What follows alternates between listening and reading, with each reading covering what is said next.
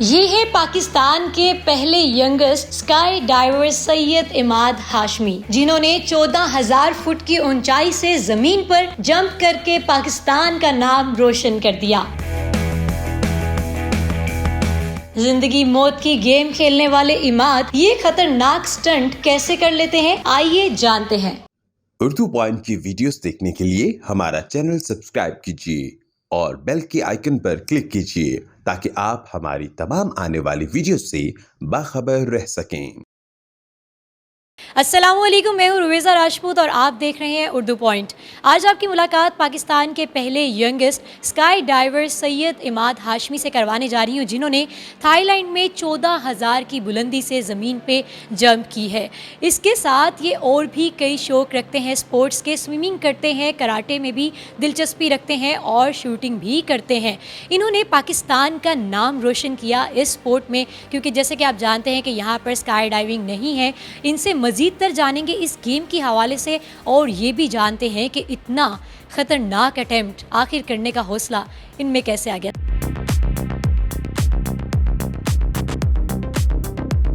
Sky diver और पाकिस्तान के पहले और सबसे यंगेस्ट, ये क्या ख्याल आ गया अचानक से आपको इतना ख़तरनाक स्पोर्ट्स में जाने का? अच्छा, मैं through out the life different sports के अंदर इन्वॉल्व रहा। मैंने कराटे की, मैंने स्विमिंग की, मैंने शूटिंग की। तो आई फेल्ट कि अब कोई ऐसी स्पोर्ट्स करने का टाइम है जो कि मेंटली, फिज़िकली और स्पेशली इमोशनली चैलेंजिंग हो।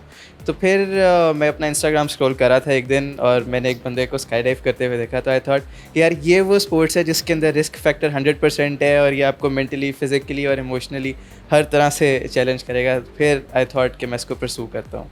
अमेजिंग। अमाद, मुझे ये बताइए कि ये कितने फीट से आपने जंप किया? देखें, ये 14,000 फीट से आप जंप करते हैं इसके अंदर एक मूविंग प्लेन से। तो 14 की बजाय 15 पे भी जा सकते हैं, बट अबव 15,000 आपको ऑक्सीजन चाहिए होती है। तो मैंने जो जंप्स की हुई हैं वो 14,000 टू 15,000 फीट के दरमियान में की। इमाद, इसमें क्या क्या चीज़ें चाहिए होती हैं? इसका जो आउटफिट होता है, कोई स्पेशल ड्रेस होता है, वो तमाम जो चीज़ें हैं उनके बारे में बताइए। स्काई डाइविंग का ऐसा कोई आउटफिट नहीं होता, बट जो इसकी मेन चीज़ है वो आपके पास रिग होना चाहिए, आपके पास अपना पैराशूट सिस्टम होना चाहिए। If you have that, you have the licence, you can pretty much jump from anywhere. अरे वाह, आपके पास कितने लाइसेंस हैं? मेरे पास ए लाइसेंस और बी लाइसेंस है स्काई डाइविंग का, और इसको मैंने 25 डेज़ के अंदर अपना बी लाइसेंस हासिल किया, विच इज़ क्वाइट फास्ट, क्योंकि यूजुअली लोग 4 to 6 मंथ्स ले जाते हैं बी लाइसेंस करते हुए। Is there any appreciation from the government you receive? अभी तक ऐसा पता नहीं है किसी को, बट आई डू होप कि कोई गवर्नमेंट ऑर्गेनाइजेशन या कोई प्राइवेट ऑर्गेनाइजेशन अगर मुझे स्पॉन्सर ऑफ़र करे तो आई वुड लव कि मैं इस स्पोर्ट्स को परसू करूँ, क्योंकि it's an expensive sports, it requires a lot of money. तो if I get a sponsor और राइट अपॉर्चुनिटी तो आई वुड लव कि मैं इस पे इसमें आप free flying, wing suit flying पे जाऊँ। और पाकिस्तान इतना खूबसूरत है, अगर आप इसकी नॉर्दर्न साइड पे जाएँ तो आई गेस जो हमारी वादियाँ हैं वो परफेक्ट हैं विंग सूट फ्लाइंग के लिए, और इतना प्यारा व्यू आ सकता है। तो आई बिलीव कि अगर कोई ऑर्गेनाइजेशन आए तो it would be a great opportunity.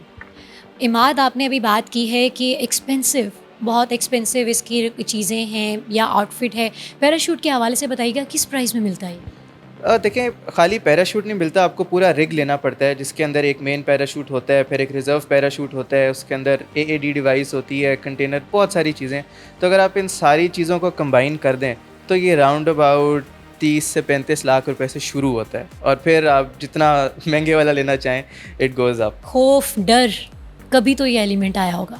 अच्छा, जो मैंने लास्ट जंप की थी उसके अंदर मुझे ज़रूर खौफ आया था और मैंने मौत बड़े करीब से देखी थी, क्योंकि जब मैंने पैराशूट डिप्लॉय किया तो मेरे पैराशूट के 25 लाइन ट्विस्ट आए, और इतने लाइन ट्विस्ट फिक्स होते नहीं होते, तो आपको कट करके रिज़र्व खोलना पड़ता है। फॉर्चुनेटली मैंने उस जंप पे थोड़ा सा हाई पुल किया हुआ था और मेरे पास अराउंड 1000 फिट था इस मेल फंक्शन को फ़िक्स करने के लिए। तो मैंने किया, अराउंड मुझे 20 सेकंड्स लगे इस मेल फंक्शन को फ़िक्स करने के लिए, बट वो पहली बार थी जब मैंने एक दफ़ा किया, या अल्लाह इतनी जल्दी बुला ले। तो वो एक पॉइंट था जहाँ पे मुझे डर लगा था कि अगर, क्योंकि देखें, आपने अगर मेन काट दिया और रिज़र्व खोला, रिज़र्व ना खुला तो उसके बाद तो आपको भी पता है कि बस अगले चंद सेकंड ही हैं। तो वो एक पॉइंट था जहाँ पे मुझे पहली बार बहुत ज़्यादा डर लगा था। इमाद, मुझे ये बताइए कि जब आप जंप कर रहे थे तो वहाँ पर मौजूद मॉब में कौन कौन था, आपके कंपेनियंस कौन थे, क्या दूसरे कंट्रीज से आया लोगों का रिएक्शन क्या था कि एक पाकिस्तानी हमारे साथ मौजूद है और वो इतना यंगेस्ट भी है और इतना माशाल्लाह वो विन भी करने वाला बंदा है। आप किसी भी दुनिया में ड्रॉप जोन पे चले जाएं तो वहाँ पे सारे मुल्कों के लोग होते हैं। इवन जिस ड्रॉप जोन पे मैं वहाँ पे 2 ड्रॉप जोन्स पे गया, वहाँ पे सारी नेशनैलिटी के लोग थे। वहाँ पे जर्मन्स थे, इंडियंस थे, फिलिपिनो थे, अमेरिकन, ऑस्ट्रेलियन, सारे थे। बट अनफॉर्चुनेटली एक भी पाकिस्तानी नहीं था वहाँ पे। तो आई मीन आप किसी भी ड्रॉप जोन पे जाएं, वहाँ पे सारे मुल्कों के झंडे लगे होते हैं। और मैं 2 ड्रॉप जोन्स पे गया और दोनों में पाकिस्तान का झंडा नहीं था। हालांकि आई बिलीव कि काफ़ी पाकिस्तानी जाते हैं थाईलैंड, कोई ऐसा मुल्क नहीं है जहाँ पाकिस्तानियों का एक्सपोजर नहीं है, क्योंकि पाकिस्तानी सिविलियन में स्काई डाइवर ही नहीं है, तो कभी किसी ने जाके झंडा ही नहीं लगाया। तो मैं क्योंकि हमेशा से स्पोर्ट्स में रहा हूँ और मुझे वो पैट्रियोटिक होने का वो बड़ा शौक़ है, तो मैं यूजुअली जब भी इंटरनेशनल ट्रैवल करता हूँ तो मैं अपने साथ एक झंडा छोटे साइज़ का साथ रखता हूँ। जब मैंने वहाँ पे 20-25 दिन स्पेंड किए, मैंने अपने लाइसेंस लिए, तो they were pretty nice with me, मैं उनके साथ अच्छा था, तो मैंने उस ड्रॉप जोन पे पाकिस्तान का झंडा लगवाया। अच्छा, मुझे ये बताइए कि कभी कोई ऐसा नाखुशगवार वाक़या दरपेश आया हो जो आपके कंपेनियन साथ में, हेल्थ इशू किसी के साथ हुआ हो, कभी ऐसा इत्तेफाक हुआ? अच्छा, नाखुशगवार वाक़या होते रहते हैं। इस तरह की स्पोर्ट्स है कि इसके अंदर आपकी डेथ भी हो सकती है, बहुत एक्सट्रीम इंजरी हो सकती है। तो एक तो मेरे साथ हुआ मेरी पहली जंप पे, मेरा एंकल और मेरी नी स्प्रेन हुआ और मैं 1 हफ़्ता बेड पे था, हिल नहीं सकता था। अच्छा, मुझे ये बताओ कि अपनी स्पोर्ट को आगे कहाँ देखते हो, क्या फ्यूचर देखते हो इसका? देखें, अगर मुझे कोई अपॉर्चुनिटी मिलती है, कोई स्पॉन्सर मिलता है, तो आई वुड लव कि मैं इंस्ट्रक्टर रेटिंग करूं। और ये इस तरह की स्पोर्ट्स है जिसके अंदर बाहर के मुल्कों में तो कॉम्पिटिशन्स होते हैं, फ्री फ्लाइंग से लेके पैराशूट खोल के कैनोपी के स्टंट्स तक इसके अंदर हैं। और आई बिलीव कि अगर मुझे स्पॉन्सर मिलता है और अपॉर्चुनिटी मिलती है तो मैं इंस्ट्रक्टर रेटिंग करूं। इमाद क्या बनना चाहते हैं और क्या स्टडी कर रहे हैं, ये बताइए। मैं पायलट बनना चाहता हूँ और मैंने अपनी फ़्लाइंग अभी स्टार्ट करनी है इंशाल्लाह इन अ फ्यू मंथ्स, तो I look forward to being a pilot. Imad, मुझे ये बताओ कि अगर इस सिचुएशन में, जैसे कि हम लोग बिल्कुल एक एयर में आप कह सकते हैं, तो कोई शख्स जो बीमार हो जाए या उसकी तबीयत इतनी बिगड़ जाए कि वो फ़ौरन चाहे कि बस मैंने ये नहीं करना है, तो क्या सिक्योरिटीज़ हैं उसके लिए? अच्छा, देखें, यूजुअली जो बंदा फ़र्स्ट टाइम कर रहा होता है, कोई भी बंदा फ़र्स्ट टाइम करता है, वो टैंडम करता है, जिसके अंदर वो कुछ भी नहीं करता, वो सिर्फ एक बंदे के साथ स्ट्रैप हुआ होता है और वो दूसरा जो इंस्ट्रक्टर होता है वो सारा कुछ डिप्लॉय करता है, पैराशूट वगैरह। और अक्सर लोग उसके अंदर फेंट हुए लैंड होते हैं, वो फेंट हो जाते हैं ऊपर, क्योंकि हर बंदे में हिम्मत नहीं होती कि वो इतनी एक्सट्रीम कंडीशंस को करे। और हाँ, अक्सर सोलो जंप करते हुए लोग फेंट कर जाते हैं और आप पैराशूट नहीं खोल पाते, तो आप रिलाय कर रहे होते हैं अपनी AAD डिवाइस पे, जो कि 850 फीट पे खुद ही डिप्लॉय करती है। और अगर अनफॉर्चुनेटली वो ना करे फिर ख़त्म। कितना एक्सपेंस आया इस पे? एक्सपेंस तो काफ़ी आया है, लेकिन मैं आपको ऑनेस्टली बताऊं तो जब मैं पहली जंप पे गया और मैंने एक बार नीचे देखा, तो अगर इस काम के लिए पैसे दिए, तो आपको होता है रियलाइज़ कि वो 14,000 फीट पे आप हैं, ज़मीन में नज़र कुछ नहीं आ रहा, और वो आपको कहे ओके 1 2 ग्रुप, और आप देखें यार इसके लिए पैसे दिए थे मैंने। तो आपको सोचते हैं यहाँ पे एक बार कि मैंने गलत जगह तो नहीं कहीं पैर रख दिया हुआ। इमाद, मुझे ये बताओ कि कोई ऐसा पर्सन जिसके बारे में सोचते हो कि इसको पहले मैं सिखाऊंगा, फिर लेकर जाऊंगा और धक्का दे दूंगा? ऐसे कर सकते हैं वैसे, और ये आपकी ट्रेनिंग का पार्ट होता है। वो आपको ये बताते हैं कि बेसिकली प्लेन एग्जिट करने का एक सर्टेन टाइम होता है जिसके अंदर सारे के सारे लोगों ने एग्जिट करना है, और अगर कोई बंदा 5 सेकंड से ज़्यादा ले रहा है प्लेन एग्जिट करते हुए, जस्ट किक हिम आउट, आप उसको टांग मार दें। क्यों भाई?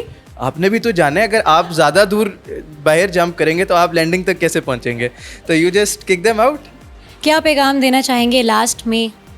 देखें, पैगाम ये है मेरा कि पाकिस्तान के अंदर अनफॉर्चुनेटली हमारे जो पेरेंट्स हैं या जो हमारी गवर्नमेंट है, वो स्पोर्ट्स को बहुत लाइटली लेते हैं। वो उनके पास एक मिसकंसेप्शन है कि जो स्पोर्ट्समैन होता है या जो एथलीट होता है वो एक निकम्मा आदमी होता है, हालांकि ऐसे नहीं है। आप देखें कि दुनिया जो है वो स्पोर्ट्स के अंदर बहुत आगे जा चुकी है, और अनफॉर्चुनेटली पाकिस्तान का कोई नाम नहीं है अदर देन क्रिकेट के अंदर। और क्रिकेट भी एक वो चीज़ है, इसको गवर्नमेंट ने धक्का लगा के रखा हुआ है, तो वो आगे जा रहे हैं। बट आप किसी भी क्रिकेटर की स्टोरी उठा के देख लें, वो कहता है मेरा बाप मुझे मारता था, मुझे क्रिकेट नहीं खेलने देता था.